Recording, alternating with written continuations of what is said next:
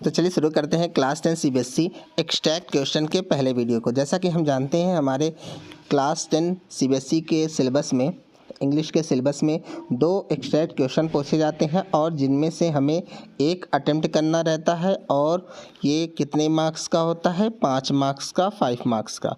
और इसमें टोटल हमारे कितने क्वेश्चन रहते हैं? 4। और उन 4 में जो 3 रहता है वो 1-1 मार्क्स का रहता है और एक क्वेश्चन रहता है जिसका आंसर हमें लगभग 40 to 50 वर्ड्स में देना होता है, वो होता है 2 मार्क्स का। तो इस तरह से 2 एक्सट्रैक्ट क्वेश्चन दिए रहेंगे और आपको दोनों में से सिर्फ एक ही अटेम्प्ट करना है। मेरे हिसाब से समझ में आया होगा। चलिए देखते हैं। सबसे पहले हम क्या करेंगे, जो भी हमारा पैराग्राफ रहेगा, जो भी हमारा एक्सट्रैक्ट रहेगा, उसको हम बहुत अच्छे से पढ़ लेंगे। पहले उसको अच्छे से पढ़ लेंगे। ज़्यादा बड़ा नहीं होता इसलिए पढ़ लेंगे। अगर बड़ा होता, जैसे अनसीन पैसेज बड़ा होता है, तो उसको पढ़ने की गलती आप मत कीजिएगा, लेकिन आप इसको पहले ज़रूर अच्छे से पढ़ लीजिएगा। वैसे आपका पढ़ा ही हुआ है सब कुछ, आपने इसकी रीडिंग की है, चैप्टर्स को पढ़ा है। ये किसका है? हिज फर्स्ट फ्लाइट का। चलिए देखते हैं, शुरू करते हैं वीडियो को। With a loud scream he fell outwards and, यहाँ पे गिवन नहीं रहेगा, आप अपनी बुक में चेक कर सकते हैं। ये मिसप्रिंट हो गया है जहाँ से मैंने इसको स्क्रीनशॉट वैसे लिया है। चलिए देखते हैं क्या है। जैसे विथ अ लाउड स्क्रीम, एक लाउड मतलब तेज स्क्रीम के साथ ही फेल आउटवर्ड्स, वो बाहर की तरफ गिरा।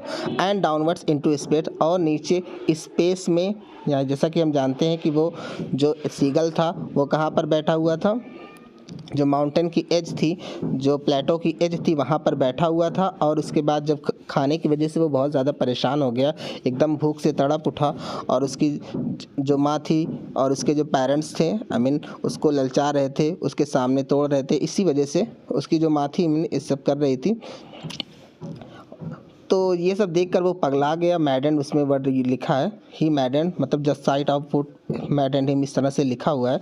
तो ये सब जब देखकर पगला गया तो वो क्या किया, स्पेस में उसने छलांग लगा दी, मतलब यहाँ से छलांग लगा दी, और उसके बाद वो हवा में गिरने लगा, स्पेस में गिरने लगा। चलिए देखते हैं। तो वही यहाँ पे स्टोरी है उसी के आगे की।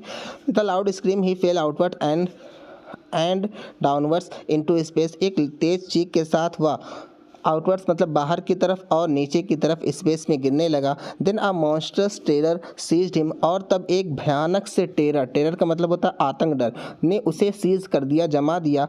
And his heart stood still, और उसका जो दिल था वो रुक गया। ही कुड हियर नथिंग, वह कुछ सुन नहीं सका। But it only lasted a minute, लेकिन सिर्फ यह 1 मिनट तक रहा। मतलब ये सब जो फीलिंग्स है उसकी, वो सब, जैसे जो उसको बहुत ज़्यादा डर लगना और उसका जो दिल रुक गया और वो कुछ बोल नहीं सका, ये तीनों चीज़ बस कुछ ही सेकंड के लिए या फिर 1 मिनट के लिए ही रहा। यहाँ पे 1 मिनट लिखा तो 1 मिनट के लिए रहा। द नेक्स्ट मोमेंट, अगले moment he felt his wings spread outwards, उसने महसूस किया कि उसके जो विंग्स हैं, उसके जो पंख हैं, वो बाहर की तरफ स्प्रेड मतलब फैल जाना, तो बाहर की तरफ फैल गए थे। द विंड रज अगेंस्ट हिज ब्रेस्ट फीदर्स, और जो विंड थी, हवा थी, उसके ब्रेस्ट का मतलब होता है छाती, और फीदर्स का मतलब होता है पंख, विंग्स। विंग्स का सिनोनिम्स है।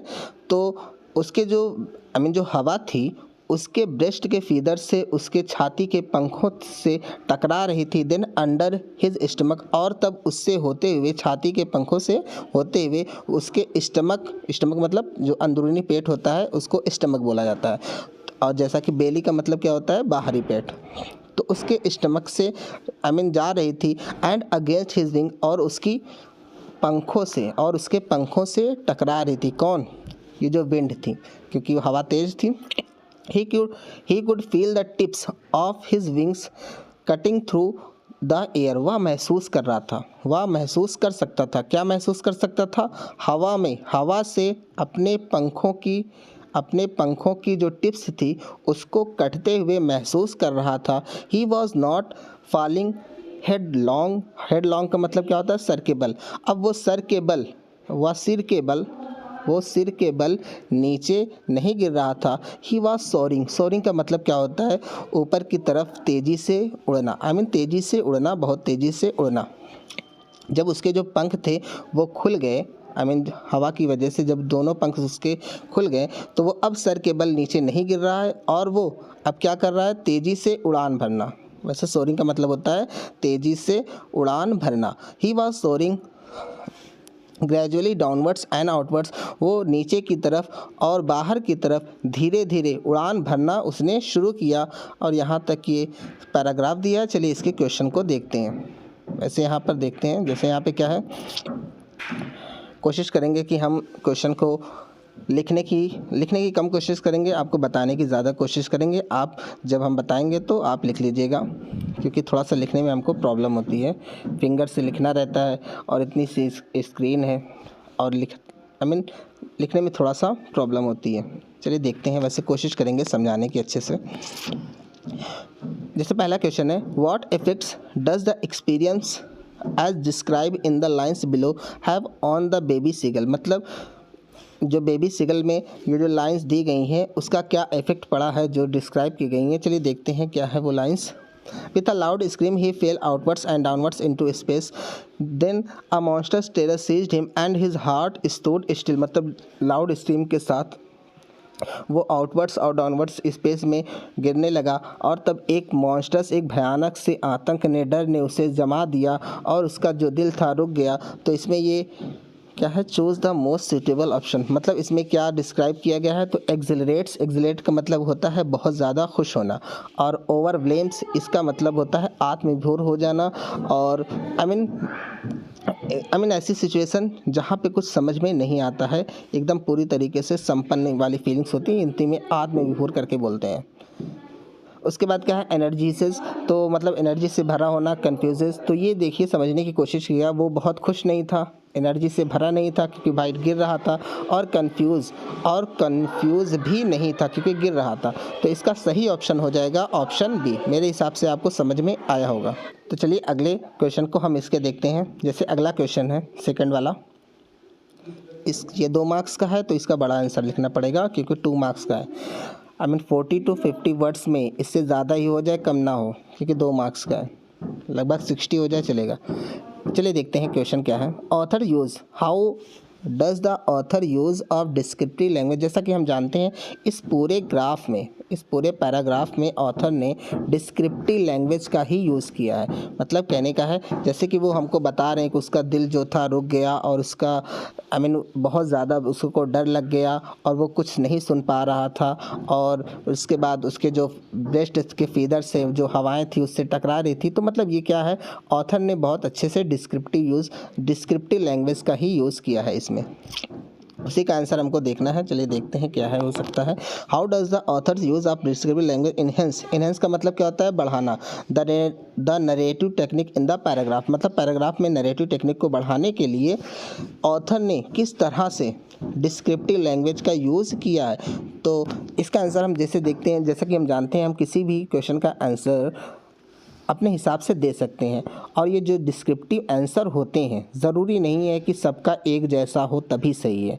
जो हमारा MCQ क्वेश्चन होता है, 1 वर्ड क्वेश्चन होता है, मैच द फॉलोइंग होता है, ये सबका एक जैसा होना चाहिए। अगर नहीं हुआ तो गलत है, कहने का मतलब जो सही है वही सही है। लेकिन जो डिस्क्रिप्टिव क्वेश्चन है आप अपने हिसाब से बनाकर लिख सकते हैं, और बस आपको इतना ख्याल रखना है कि आपका टेंस सही हो और आपका टेंस में जो पूछा गया हो उसी का आप आंसर लिखें। इस तरह से मतलब थोड़ी थोड़ी बातों का बस ख्याल रखना पड़ता है। चलिए देखते हैं इसके आंसर को क्या हो जाएगा।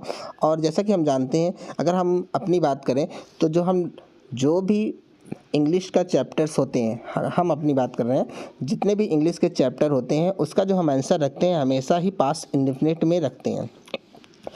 अब पास्ट इंडेफिनिट में क्यों रखते हैं, क्योंकि जो राइटर है वो उसने जिसके बारे में भी स्टोरी लिखी है या फिर जो कुछ भी था उसको बता दिया है, और जो कहानी है वो बीत चुकी है, इसीलिए हम कोशिश करते हैं कि पास्ट इंडेफिनिट में रखने के लिए। लेकिन यहाँ पर जो क्वेश्चन पूछा गया है वो प्रेजेंट इंडेफिनिट में पूछा गया, तो अब आप इसका आंसर अगर चाहें तो प्रेजेंट इंडेफिनिट में दे सकते हैं, आपका गलत नहीं होगा। लेकिन कोशिश कीजिए, मेरे हिसाब से, वैसे आपकी मर्जी, गलत नहीं होगा ये भी सुन लीजिए। कोशिश कीजिए कि इसका जो भी आंसर हो पास्ट इंडेफिनिट में ही हम दें। ओके, मेरे हिसाब से समझ में आया होगा। चलिए हम आंसर को देखते हैं, कोशिश करेंगे लिखने की थोड़ा सा और ज़्यादा बताने की, आप थोड़ा समझिएगा। जिससे क्या है, पहले तो हम लिख लेंगे इसको, अफर्मेटिव में करने की कोशिश करेंगे कि द ऑथर, उसके बाद ये ओ है, ऑथर यूज़ अब यहाँ पे देखिए पास्ट इंडेफिनिट में लिख रहे हैं तो हम यूज्ड लिखेंगे, इसमें हमारी गलती नहीं होनी चाहिए। अगर टेंस में गलती होती है तो सबको दिख जाता है, भाई जो एग्जामिनर है वो तुरंत देख लेता है कि टेंस में गलती को, और आपका उसी वक्त माइनस ऑफ या फिर नंबर जो है वो कट जाता है। तो क्या हो जाएगा, द ऑथर यूज्ड, क्या यूज़ किया है, डिस्क्रिप्टिव लैंग्वेज, है ना। जो यहाँ तक हम लिखेंगे the author used descriptive language such as. अब यहाँ पे हम क्या लिख देंगे, सच एज। अब क्या क्या यूज़ किया है, सच एज। अब आते हैं अपने क्वेश्चन में, ऑथर ने क्या क्या यूज़ किया है। जैसे क्या क्या यूज़ किया है, सबसे पहले तो ऑथर ने क्या किया है, फॉलिंग, यहाँ पे सबसे पहले मॉन्स्टर्स टेरर सीज्ड हिम, ये हो गया। और उसके बाद इस तरह से क्या है, the monster's terror seized him, उसके बाद कॉमा लगा देंगे, कॉमा लगा के लिखेंगे, याद रखिएगा थोड़ा सा, क्योंकि क्या क्या यूज़ किया वो हम बता रहे हैं। और उसके बाद क्या यूज़ किया था, हिज हार्ट स्टोड स्टिल, उसके बाद ही कुड हियर नथिंग। मतलब इस तरह से राइटर जो है वो डिस्क्रिप्टिव लैंग्वेज का यूज़ कर रहे हैं। और क्यों यूज़ कर रहे हैं, ताकि जो रीडर्स है उस बर्ड की, उस सीगल की फीलिंग्स को अच्छी तरीके से गेट कर सके। ओके, रीडर्स को अच्छी तरीके से समझाने के लिए जो राइटर होते हैं वो डिस्क्रिप्टिव लैंग्वेज का हर चीज़ बताने का, कि उसके साथ क्या हो रहा है, कैसा उसको फील हो रहा है, इस तरह सब कुछ बताने की कोशिश करते हैं। तो इस तरह से हम यहाँ से उठा लेंगे, और उसके बाद ये ही कुड नहीं हियर नथिंग लिखना चाहे तो लिख लें, नहीं तो आगे चले जाएंगे कि क्या हो गया। उसके बाद क्या यूज़ किया था, his felt, next he felt his wings spread outwards, उसने महसूस किया, ये हो गया कॉमा लगा के। और उसके बाद हम क्या है, the wind रज्ड against his feathers. तो इस तरह से हम जितना हमसे होगा हम लिख लेंगे। और कैसे लिखेंगे, कॉमा लगाकर सबको सेंटेंस बनाकर। जैसे हम क्या लिखें, पहले हमने इसको लिखा, फिर कॉमा लगाया, फिर इसको लिखा, फिर इसको लिखा, और इसके बाद कॉमा लगाकर फिर हम आ जाएंगे ही कुड नहीं हियर नथिंग के बाद हम लिख लेंगे लास्ट अ मिनट। ये भी लिखना चाहे तो लिख लें, कोई गलत नहीं है। थोड़ा सा क्वेश्चन को बड़ा करेंगे क्योंकि 2 मार्क्स का है, आंसर को इसलिए बड़ा करेंगे। और उसके बाद उसका जो his wings spread outwards, comma लगाएंगे, सो ऑन। अगर आपको लगेगा, जैसे ही आपको लगेगा कि आपका जो आंसर है काफ़ी बड़ा हो गया है, 60 वर्ड 50 वर्ड जितने भी वर्ड्स में वो पूछा है, क्वेश्चन को पूछा गया है, अगर उतना हो गया तुरंत आप वर्ड लगा दीजिए सो ऑन, मतलब इस तरह के, है ना। तो सो ऑन लगाकर, सो ऑन मतलब इसी तरह के जो सेंटेंस को राइटर ने यूज़ किया है। अब उसके बाद आएंगे क्वेश्चन में, अपना क्वेश्चन देखेंगे। क्या है क्वेश्चन हमारा, किसके लिए यूज़ किया है, यहाँ तक हमने देखिए लिखा था डिस्क्रिप्टिव लैंग्वेज, और उसके बाद वो ऊपर का लिखा, और उसके बाद यहाँ पे हम लिख देंगे टू, और उसके बाद ये जो सेंटेंस है, to enhance the narrative technique in the paragraph. मतलब क्या है, मतलब कि किसके लिए वो यूज़ किया है, ताकि पैराग्राफ में नरेटिव टेक्निक को बढ़ाने के लिए, या फिर चैप्टर भी लिख सकते हैं। अब क्यों यूज़ किया ये भी हम लिख दें तो बहुत अच्छी बात है, अच्छा इंप्रेशन पड़ेगा। सो दैट, किस लिए यूज़ किया है, ताकि, सो दैट ताकि, द रीडर कैन गेट। अब यहाँ पे हम कुड नहीं लगाएंगे क्योंकि रीडर है वो बढ़ते रहेंगे, प्रेजेंट में है, पास्ट में है, फ्यूचर में है, तो रीडर इसलिए यहाँ पर हम कुड नहीं लगाएंगे, पास्ट इंडेफिनिट टेंस का यूज़ नहीं करेंगे, तो हम कैन से लगा देंगे ताकि रीडर जो है वो समझ सकें। क्या समझ सकें, द रीडर कैन, उसके बाद get the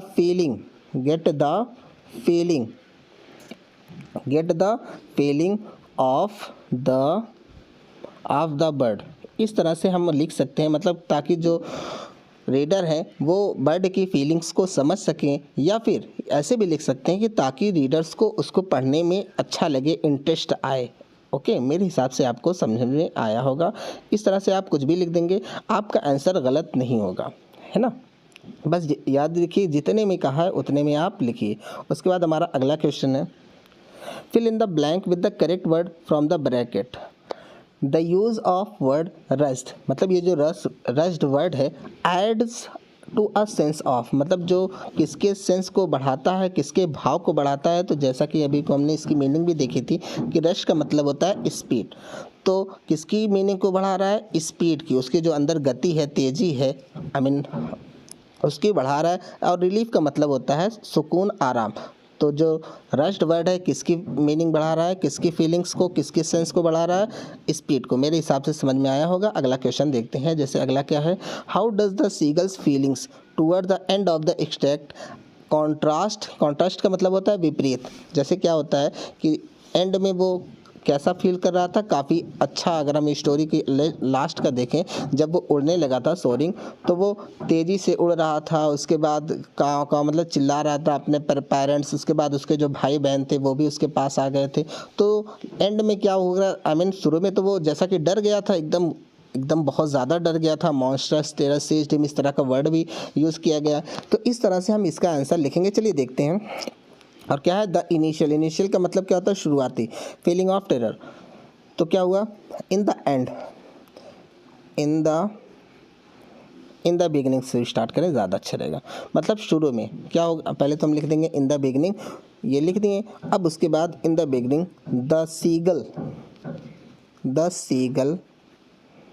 seagull was very afraid. मतलब जो सीगल था वो बहुत ही डरा हुआ था। ये जो सीगल था वो बहुत ही डरा हुआ था, इस तरह से लिख देंगे। The seagull was very afraid and when he was falling, और जब उसका जो जब वो गिर रहा था, इस तरह से लिखेंगे। व्हेन ही वॉज फॉलिंग, जब वो गिर रहा था, the monster's terror seized him. But अब यहाँ पे देखिए एक ही मार्क्स का क्वेश्चन है, तो आप इसको छोटा भी कर सकते हैं, तो इसीलिए हम बट लगा दिए हैं। जब वो बहुत ज़्यादा क्या है, ये लिख देंगे, जब वो गिर रहा था तो उस एक मॉन्स्टर्स टेरर ने उसे सीज कर दिया, और उसका जो दिल था वो रुक गया, है ना, उसकी जो दिल की धड़कन थी वो रुक गया। एंड क्वेश्चन में देखिए, and his heart was stood still, और उसका जो दिल था वो रुक गया। बट इन द एंड, इस तरह से हम ला देंगे, but in the end when and क्या हो गया, एंड में क्या होगा था, हाँ, but in the end when his wings spread, मतलब जब उसके जो विंग्स थे वो स्प्रेड आउट, जब वो फैल गए, एंड ही स्टार्टेड सोरिंग, मतलब सोरिंग मतलब, और जब वो एंड स्टार्टेड सोरिंग, और जब वो हवा में उड़ने लगा तेज़ी से, तो he became very happy and accelerates. वो जो वर्ड यूज़ था इसको हम यहाँ पे कर लेंगे, तो क्या हो जाएगा, he became very happy and accelerates. वो बहुत ज़्यादा खुश हुआ और बहुत ही ज़्यादा आनंदित हुआ। तो इस तरह से हम आंसर को लिख देकर हम अपना क्वेश्चन कंप्लीट करेंगे। 1 मार्क्स का है, मेरे हिसाब से आपको समझ में आया होगा।